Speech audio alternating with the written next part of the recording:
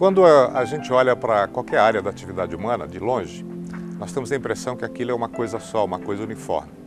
Quando nós aproximamos o olhar, nós vamos vendo que dentro de cada campo de especialidade existem variações. O jornalismo literário é uma das variações do jornalismo.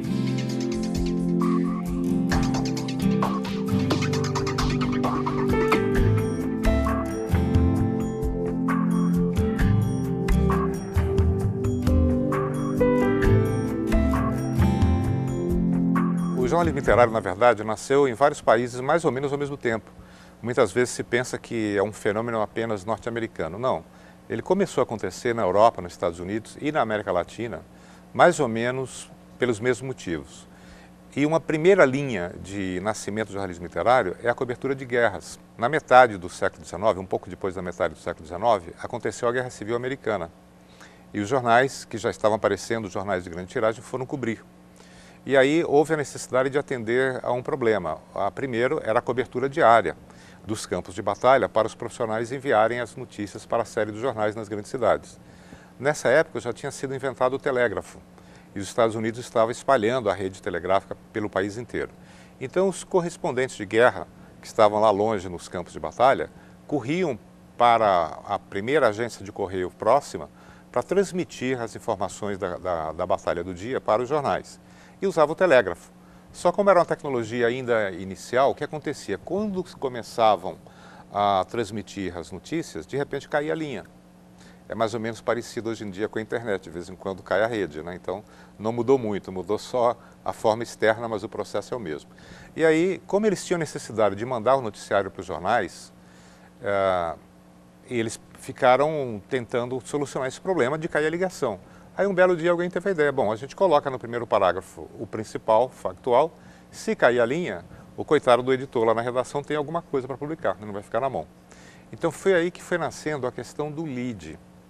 E ao mesmo tempo uma outra coisa, os profissionais que queriam cobrir a guerra com mais intensidade, eles perceberam que não dava para você cobrir a guerra e transmitir o que é o ambiente, o clima, a tragédia, a desgraça humana que é uma guerra, como você transmitir isso colocando tudo em informação factual no primeiro parágrafo. Eles perceberam que não dava para fazer assim, tinha de ser diferente, porque o mais importante da guerra, para que o leitor compreenda, não é o fato, é a dramaticidade, a intensidade das situações que acontecem.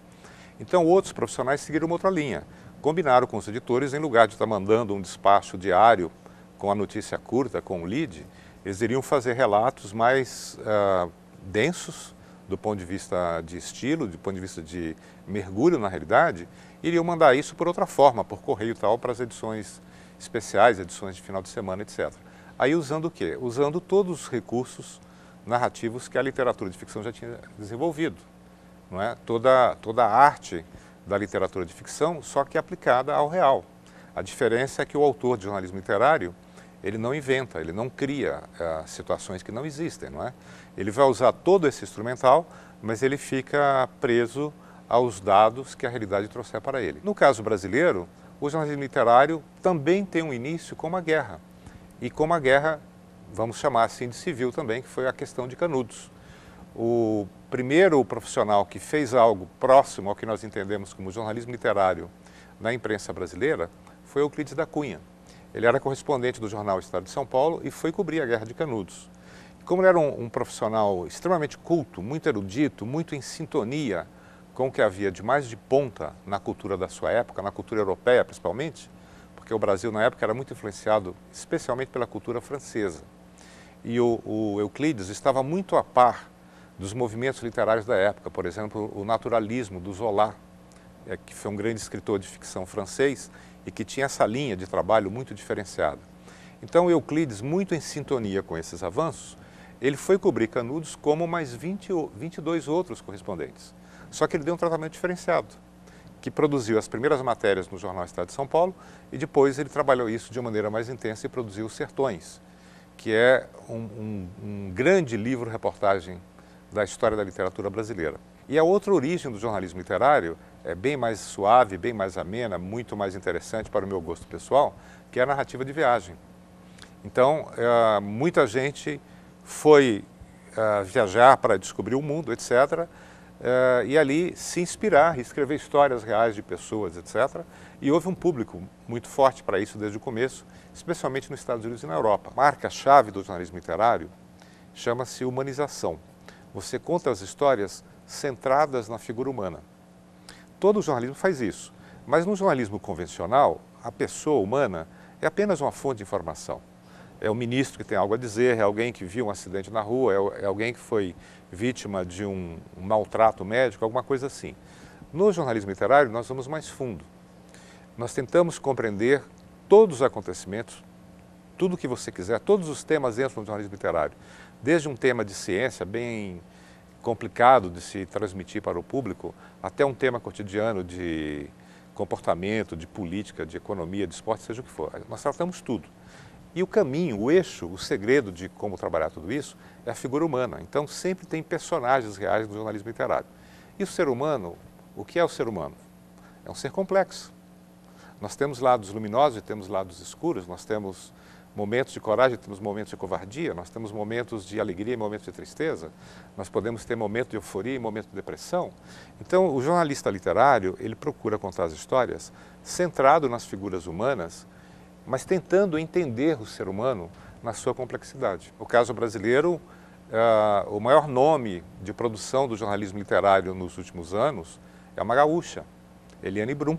Eliane Brum, que começou a carreira na Zero Hora, depois foi para a revista Época, em São Paulo, e compilou algumas das suas matérias em livros-reportagem. E hoje ela é uma profissional múltipla, não é? Ela é documentarista, ela continua como jornalista produzindo uma coluna na edição brasileira do El País e escreve ficção também. Então, esse é um exemplo atual. Outros profissionais que fazem o jornalismo literário no Brasil com grande intensidade hoje em dia, você tem o Caco Barcelos, quando ele escreve os livros de reportagem dele, não é?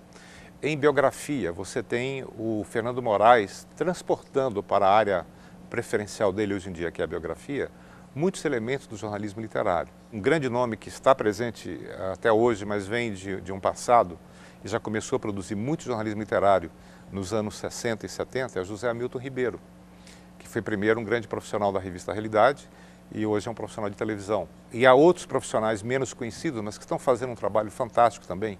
Por exemplo, Christian Carvalho Cruz, que é um profissional do jornal Aliás, do Estado de São Paulo, e há 2 anos atrás lançou o seu primeiro livro-reportagem. Ivan Marcília, também do jornal O Estado de São Paulo. Daniela Pinheiro, da revista Piauí. Outros nomes do mundo inteiro, que são grandes referências ao longo da história do jornalismo literário, são o Gay Talese, nos Estados Unidos, o Tom Wolfe, a John Didion, nos Estados Unidos. Na Itália, o Tiziano Terzani, que foi um grande correspondente de guerra na época do Vietnã. A Gabriel Garcia Marques. As pessoas pensam no Garcia Marques apenas como autor de ficção, mas ele foi também um excelente jornalista literário e ele gostava de dividir o trabalho dele entre a ação jornalística e a ação de ficção. No jornalismo literário, o grande objetivo, a grande proposta é fazer com que o leitor compreenda o real de maneira mais plena possível. Isso significa o autor se eximir o máximo possível de expressão explícita de opinião. Evidentemente, há sempre uma escolha, o seu olhar está viciado pela sua cultura, pela sua tradição, etc, etc. Mas os melhores autores de jornalismo literário evitam expressar uma opinião de maneira muito clara, evitam opinar, na maioria dos casos, porque se o jornalismo literário pender para justificar alguma coisa ou defender uma postura, uma posição de personagens reais de um acontecimento, ou se condena esses personagens, ele não está ajudando o leitor a ter uma transcendência de compreensão maior. Então, nessa linha principal, a linha mais predominante no mundo, há um evitar-se o máximo possível de qualquer manifestação explícita de opinião. Não quer dizer que não haja preferências, né? Mas são preferências meio naturais. Há uma outra linha que ela adota uma postura, então ela não vai opinar no sentido de expressar um julgamento de valor, mas ela vai adotar uma postura crítica, muito favorável a uma posição específica de leitura do real. Uma linha que é muito assim dentro do jornalismo literário é a variante conhecida como jornalismo gonzo, que foi uma linha criada por um grande profissional americano de jornalismo literário, o Hunter Thompson. E o Hunter tinha uma postura muito crítica, de leitura muito apurada do real, sob uma perspectiva de denúncia e de fazer uma crítica social mesmo, né? Então ali já havia uma adoção na postura dele de um lado pelo qual ele estava lendo o real. Então essas duas.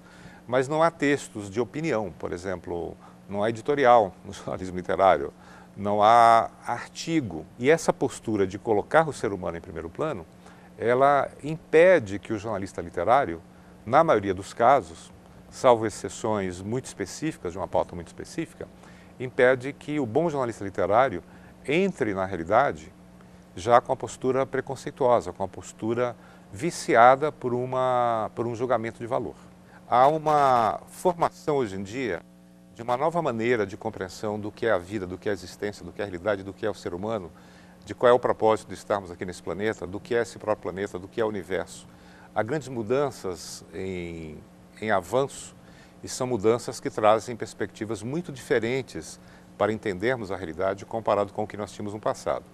Então, como o jornalismo literário ainda não acompanhou muito bem tudo isso, eu propus o jornalismo literário avançado como forma de incorporação de algumas dessas propostas inovadoras, tanto no que diz respeito a auxiliar o autor a ter uma visão mais ampla do real e a poder auxiliar o leitor a compreender esse real de um modo mais substancial, mais pleno, como também desenvolver alguns métodos que auxiliem o escritor a praticar esse jornalismo literário.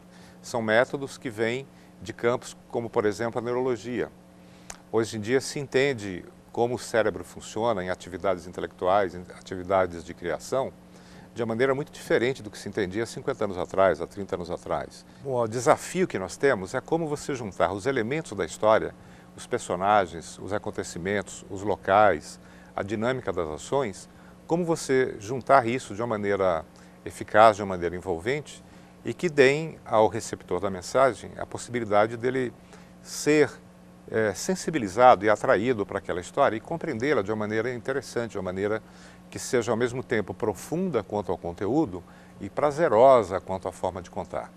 Para enfrentar esse desafio de juntar todos esses elementos de uma maneira coerente, de uma maneira atraente, eu descobri que no cinema de longa-metragem já se usa um método há muito tempo, que é a jornada do herói. É um trabalho que nasceu de uma junção entre estudos na área da mitologia, principalmente os estudos do grande mitólogo do século XX, que foi Joseph Campbell, e estudos na área da psicologia humanista, especialmente os estudos do Jung. E profissionais do cinema, profissionais de Hollywood especialmente, às voltas com esse problema de como juntar tudo isso e contar uma história interessante, eles perceberam que a jornada do herói trazia uma maneira de organizar isso bem interessante. Quando descobri esse método sendo empregado no cinema, imediatamente eu vi que seria possível fazer um ajuste, uma adaptação, um experimento de usar esse método também na estruturação de histórias de vida reais. Se os autores de jornalismo literário não avançarem para incorporar essas formas inovadoras de percepção, outros profissionais de outros campos estão entrando em contato com o grande público, escrevendo livros, usando essas ferramentas, né? Então é mais interessante que os profissionais que pratiquem o jornalismo literário incorporem esse tipo de avanço. Assista a UX TV e compartilhe conhecimento.